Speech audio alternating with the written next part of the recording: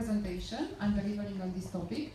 John said that I improved my time. I hope that I improved the quality as well. So if there is a case, you'll have the best. So what I like to present you is what is done at the level of the European Commission concerning the circular economy and most precisely the plastic. So all the proposal that is currently on the table concerning the single-use plastics is coming from the plastic strategy, and the plastic strategy is linked to the circular economy package. But beyond, of course, there is more than this. There is a need to really tackle the problems, the environmental one, that are put by litter, and plastic is probably one of the most difficult of these. And it's not only to tackle the problem, it's not only to preserve and to restore the environment, but also to create an economic opportunity linked to this. Circular economy can offer us a lot in the future, and let's see how we can better address this in the benefit of everybody. Now, speaking about litter, of course that there are concerns, and there are also a lot of communication circulating on all media support, images, videos, and we can see what are the effects of plastic litter. There is also the concern about our health, not about a big plastic bottle or a big plastic bottle in the sea, but all this degradation of the plastic goes to microplastic, and for the moment, of course, that we don't know too much what will be the impact. We'll see probably in a couple of decades what will be the effects. So there are the health concerns, but also degradation of the ecosystems with all the impact that they have on fisheries, aquaculture, but also on the economy of the coastal communities. There is a survey which was done by Eurobarometer, which showed us that the Europeans are in favor of measures dealing with plastics, of measures that are going to tackle this pollution. And we had already the successful example of the legislation on the single use of plastic bags, and we have as well the commitments as they're mentioned in the plastic strategy. So based on all of this, the proposal from the Commission on the directive that is going to tackle the single-use plastics was put on the table. As I mentioned this morning, currently the discussions are in the Council with the Member States, but also with the Parliament within the trilogues, and the aim is to get an agreement on this before the end of the year. So it's the same approach which was used for the plastics bags. It's also anchored in the waste legislation with the aim to curb the economic and environmental impact of this of the litter that is coming from the single-use plastics. But also in this proposal we have the fishing gear. Significant reduction of the litter, but in the same time reuse of collect and reuse of this in order to protect the environment and also create an economic activity around this. If we look a little bit, which is most of the marine litter that was found on European reaches, the data coming from our colleagues from Joint Research Center, single-use plastic and for 43%, but also fishing gear.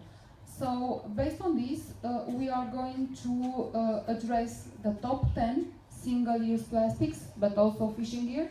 These are the top 10 here mentioned. And the measures that are going to taken and all the proposal, it's not against plastic. It's they are measured in order to prevent all the negative impact of this, but also to encourage the use of the collection and the recovery. You will see that there are different solutions, that measures that are going to be proposed. And when there are no alternative solutions, of course, there will not be a market restriction. But when there is an alternative solution, market restrictions are to be put in place. So this is the pyramid, a little bit of the solutions, and you can see that the market restrictions are the less present. Most of the measures are looking at awareness rising in order to educate the consumers and to change some behaviors in order to reduce, of course, the litter, and to encourage also the consumer to orient themselves towards alternative products that are not polluting. Now, coming back to the 10 single-use plastics and the fishing gear, these are the measures that are proposed. And you can see that you have only for 3 categories of products market restriction, and awareness is the most commonly measure that is proposed. So when we arrive at fishing gear, we have awareness and extended producer responsibility as main measures that are proposed. Going a little bit further,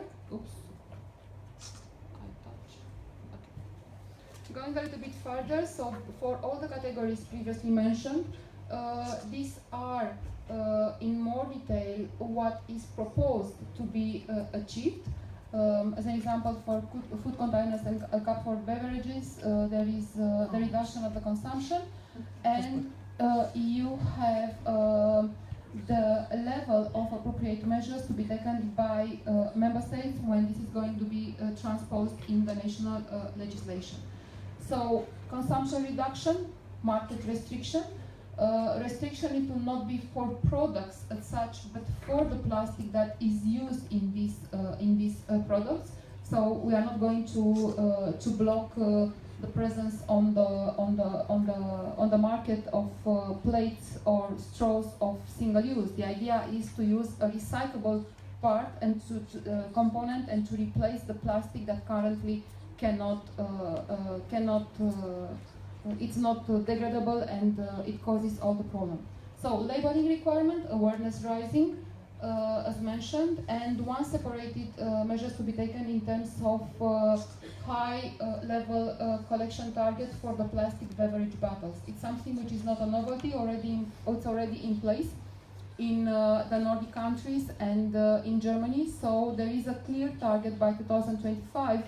And for this, of course, depository fund system and targets for the producer responsibility. Extended producer responsibility is going to be applied as well to the fishing gear. Fishing gear, and here we arrive at the responsibility of the producer. As I mentioned previously, for the collection, for the treatment of waste, and for the awareness rising. Fishing gear, of course, is not a single-use plastic. It has a high economic value, and in the same time, it has a high potential of recycling. Currently, only 1.5% of the fishing gear is recycled. So there is a lot to be done here, and in the same time, with even a video that is going to be shown later, and with a project that we saw this morning, we saw that when activity like this is happening, it brings a lot of benefits for the community, gives possibility of innovation to flourish, and some jobs to be, of course, to be created. So there is a perspective also of economic development that has to be linked to this. There are impacts, positive ones in terms of the reduction of the plastic litter, but also in terms of the decarbonization, avoiding some CO2 emissions, but also benefits that are measures from the point of view of the environmental impact, and savings that are to be determined for the consumers. All these figures are to be estimated by 2030. So fishing gear, there is need for action. As I mentioned, a high percentage of the litter is coming from the fishing gear, In the same time, it's a very low percentage in terms of collection of this, so high recycling potential when only 1.5 is currently recycled. And there are links, of course, that are to be done with fisheries control regulation and the current port reception facilities directive, which is in discussion. Now, the proposed measures are the one previously mentioned in order to maximize the collection and to facilitate the use of fishing gear. And the producer has to cover the cost of collection, transport, treatment, and awareness raising measures. I mentioned Port Reception Facilities Directive as well, which is currently under revision, and this will allow vessels to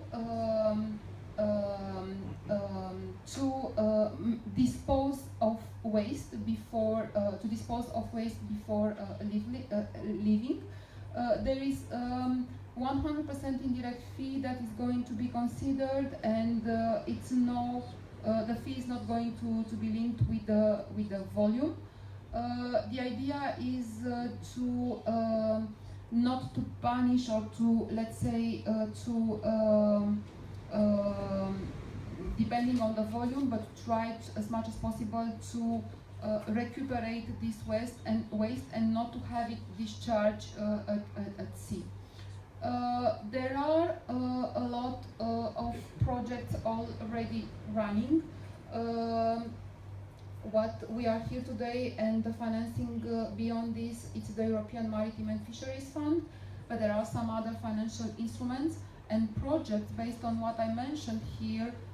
There are already running under this. So a 7th framework program for research and innovation, almost completed, but Horizon 2020 already running. Interreg, as you work on EMFF, I'm for sure that probably you are involved, some of you, in this kind of projects. LIFE, a really bottom-up instrument that can tackle a lot of problems that marine ecosystems are facing off. And within Horizon 2020, there are not only complex projects, but also it's the SME instrument, another bottom-up instrument that will allows and will allow in the future for Horizon Europe, under so-called European Innovation Council, innovative SMEs, single entities, to apply for the project and to be able to develop an innovative solution. So I mention this always because, of course, you can create synergies with what you are doing. You can maybe consider to expand the current project in a more complex one, or to look for additional partners to see how you can move to another dimension of what you are doing. And in the same time, if you are looking, you may find as well interesting examples, some innovation that can be considered in your work. And of course, it's always useful to learn from what others are doing, and maybe to have innovation replicated. As for the previous 3 groups, I'm more than pleased to let you my contact details. And if you need if you have a specific question, or you need a certain advice, a certain information how to orient in the world of the institutions, which I know that is not probably the easiest one, you are more than pleased to contact us. So if there are questions, I think that probably first we are going to see the video, or if there are questions. Take some questions first? Yes, of course. Yeah. So we'll take some questions first. Yeah? Okay. But I need a microphone, I think, for the presentation. Yeah. Thank you very much. I'm Niklas from Finland, the South Finland flag. You mentioned about the Port Reception Facility Directive, which is under revision at the moment. Now the situation, at least in most ports in, let's say, in Finland, in same goes for Sweden, where fishing vessels are landing their catch or using, they are not, let's say, cargo ports, so they are not normally, let's say, covered by the today's port reception facility. We have also for pleasure boats, we have voluntary organizations taking care of waste handling and also sewage handling in smaller ports regionally. And how is this? Could you a little bit more open up about what are the ideas to, let's say, if the port reception, if also, let's say, waste and plastic waste as fishing gear from fishing industry should be somehow, let's say, the collecting should be included in the port reception directive. What are the ideas? In what direction are you looking into to, let's say, to revise the directive? The idea is, of course, to avoid any waste to be discharged at sea, and the waste can be of any type. So how this is going, of course, to be implemented, and how probably recycling waste like fishing gear is going to be treated. Of course, as I said, there are a lot of things to be fixed, and always how this is going to be implemented, it's a lot left to member states. At the level of the Commission, the idea is not to have the waste when the vessels are leaving, just to let the garbage there, but to create and to put at their disposal a place where this can be without any penalty, depending on the quantity, be left.